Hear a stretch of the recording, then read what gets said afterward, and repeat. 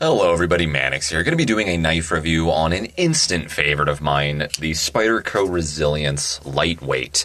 Now, if you're not familiar with the original Spyderco Resilience, it's this exact same knife, only we have G10 handle scales instead of these textured FRN handle scales. If you're not familiar with the differences between those two, I'll get to that in just a minute. It's very simple. Basically, this is the exact same knife, except it's a little bit cheaper and it's a little bit lighter because of these different handle scales right here. Everything else, all the materials, the shape, it's exactly the same as the Resilience. Now, if you're not familiar with the Tenacious line, I call it, I don't think that's the official name of the line of knives. This is the biggest that Spyderco offers of the four. The smallest is the Ambitious. Next we have the Persistence. After that we have the Tenacious, which is, I believe, the most popular, the most known. And then we have the XL bad boy, which is this guy, the Resilience. I love all those knives. I've had the Persistence. That was one of the first knives I ever had from years and years ago when it comes to quality knives. The Tenacious is very sought after, very known. Maybe not so much these days, but back in the day, I'm talking like 2011, 2012, 2013, the early 2010s, that was an extremely popular knife. It's still a great knife today. It's very affordable. It's a very great EDC/tactical blade. You can't go wrong with it. It's fantastic. This is just a little bit bigger than that one. It's approaching the X. I would say it's an XL size folder. We have an overall length of 9.4 inches, so just under 10 inches. It's a long knife. The blade is 4.2 inches, just above 4 inches. I would consider 4 inches to be a large size blade, but we're just above that. Handle length, 5.2 inches. We have an 8CR13 MOV blade steel, satin finish, full flat grind. It's that Spyderco leaf shape right there with the opening hole or opening circle. One of my favorites. We have some jimping on the spine right there. Skeletonized stainless steel liners. As you can see, it is a flow-through design, meaning there's no backspace or anything in the way. It's very easy to clean, especially when you have skeletonized liners. Some people are a little bit concerned about that. I'm not, but they are really skeletonized. Check out all those holes. You see the bigger shaped ones down here, and they even compensated for the cutout of the liner lock right here, made smaller shaped holes, if you can see that. So they really went all out skeletonizing this thing, probably saved 0.2 ounces or so, maybe even less. I know it's not a popular opinion, but when you're trying to lighten up a knife as much as possible, skeletonizing a liner doesn't actually do a whole lot. You save maybe at the most 0.2 ounces or so. With a bigger knife like this, it makes a bigger difference, but even then, it's very subtle. But some people really, they're into the whole every ounce counts things, and if you're into that, well, we have a lighter weight knife right here. 4.4 ounces instead of the 5.1 ounces on the original G10 Resilience. So it's a moderately lightweight knife for what you're getting. But speaking of lightweight, again, we have an FRN handle scale instead of G10. G10 is a little bit more dense. They layer it up.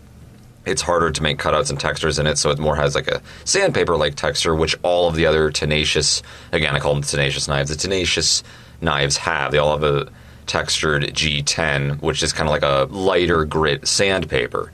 However, with FRN, we have the Volcano grip, which is my absolute favorite grip ever, pretty much when it comes to FRN handle scales on any knife. Spyderco uses this on their Endura and Delicas, as well as the middle size knife between those two. I forget what they call it, but they use that on a lot of their folders, their FRN handle scale folders anyway, use this. It's my favorite. It's bidirectional.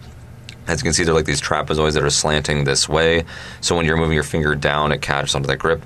However, they have circular cutouts, like little bullet holes in all of those, so in the other direction, you also get a texture, so both ways.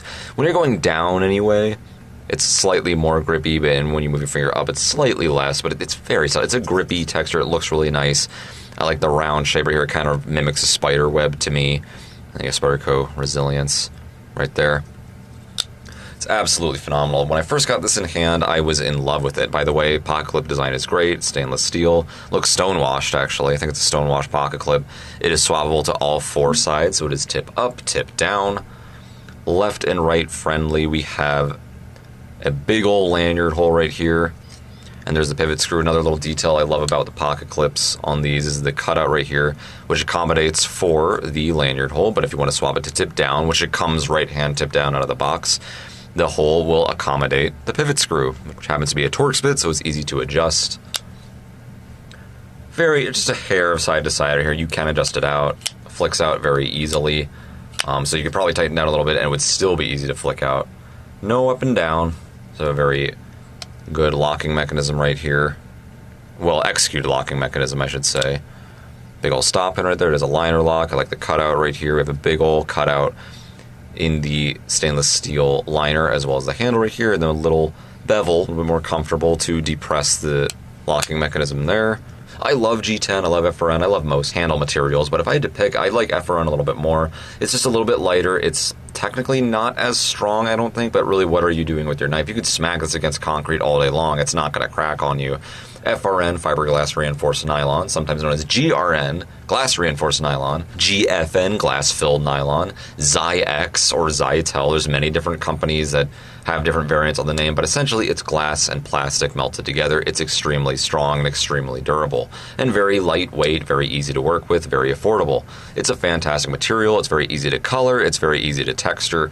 It's great stuff. FRN is fantastic. It's probably my favorite handle material when it comes to knives. Now G10 is great too. I love G10. I love it's very warm to the touch. I like the texturing on it, but the big disadvantage I have with it is the fact that it wears very easily.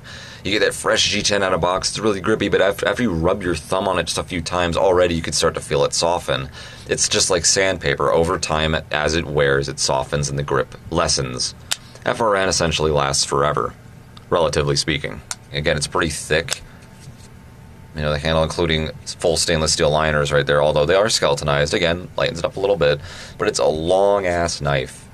It's big. It's not like cold steel big as far as their XL folders go, like the 5.5-inch blades and stuff, but it's pretty darn close, 4.2 inches. That's a really long blade. It's one of Spyderco's longest, biggest folders ever, period.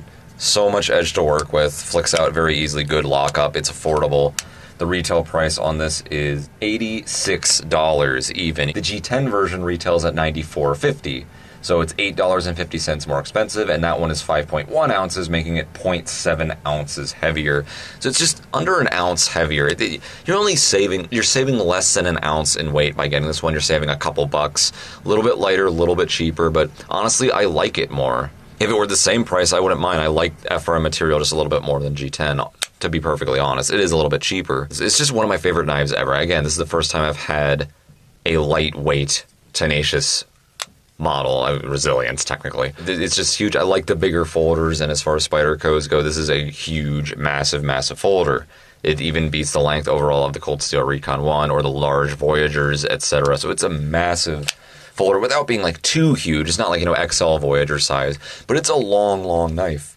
Really long. It's wide too. I like the leaf-shaped blade on here. It's just extremely versatile, easy to work with, easy to resharpen. There's enough belly there, there's enough point there, so it's not too obtuse, but not too acute either. It's an overall great shape as far as blades go. It's one of my favorites ever. Really comfortable, very versatile design. As you can see, the way the handle curves, you have a lot of real estate to work with here. You can scooch down here, so it's a great defense option, I would say. Again, it's the perfect size. There's not many size knives like this that are... It's not like huge, but it's big. It's XL. It's bigger than a typical large size folder, but it's not like enormous either. But it's a very, very big knife. It fits a very niche size, and I think that's pretty awesome. Very smooth. Now, 8CR13 MOV is a softer steel, but it sharpens very quickly. It gets razor sharp. It's very affordable. That's what keeps costs down on this thing. If you went with VG10 or any of the more expensive blade steels that Spyderco often uses, you're going to jack up the price more. If you switch to VG10, all of a sudden, you're looking at maybe a $100, maybe $120 knife. Their Delicas and Enduras use VG10, so if they did that to this knife as well, now you have another more expensive knife. That is a harder steel, and it's more rust resistant, more corrosion resistant, will last longer as far as edge retention goes. But as far as price goes, the 8CR13 MOV wins. Very softer steel, but again, gets razor sharp, and it's very easy to resharpen. It doesn't get damaged easily. The edge will kind of tend to roll over instead of chip because it's a softer steel. It's not too brittle. It's just fantastic. Everything about this folder is great. It's very versatile. It's huge. If you want a big knife, you don't want it to be absolutely massive, but you want a big knife. It's bigger than big knives, but it's not like XL either. It's just in between large and extra large. It's like almost extra large, but larger than large. Very niche size right here, but I absolutely love it. It's one of my favorite folders ever, especially for the money. It's so affordable. Let me roll in some competitive options right here, or at least knives that are similar size or slightly bigger, so I just give you a size comparison. Okay, so let's start with a medium size knife, I would call this, or if not medium large. Kershaw Nerve, it's a popular one right there. It's longer than that one, obviously. Let's go with a large size folder, Cold Steel Recon 1. well used. This one still has the AUS 8A blade steel, so it's from way back in the day. It's going to be something like that.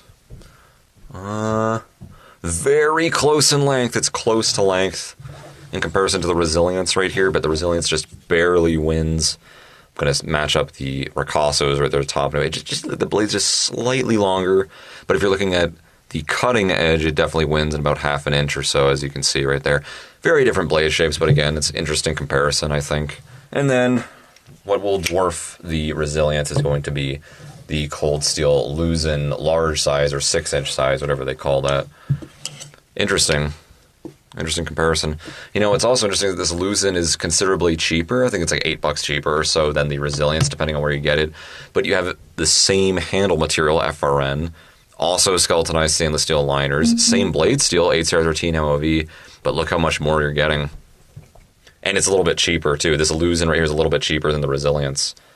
So if you're talking just like bang for your buck, the Luzin actually wins. You get a lot more for your money, but I mean, practically speaking, look how huge this is. This is massive. I did a whole review raving about how great the Luzin is. It's absolutely one of my favorite knives ever, especially for the money. It's so affordable. Man, around the $40 range as well. But look how much more massive it is. I'm not trying to take anything away from the Resilience. I know this video is about this guy right here, and I'm talking about how much better the Luzin is. Apologize, but look how much, for slightly cheaper, look how much more material you get. The same materials, too. It's not like they're using cheaper parts. It's the same stuff. So, interesting comparison right there. But what I will say, practically speaking, the Resilience wins. It would be nice to see it just a little bit cheaper. But then again, this Luzin is ridiculously cheap. This is a really cheap knife. So if you're going for, I want all defense, all reach, get the Luzin. The Luzin wins. That being said, practically speaking, the Resilience wins. It's just a little bit more of a reasonable size. You're not just talking about trying to chop trees down with a folding knife as well as defending yourself. No, this is an excellent, excellent folder.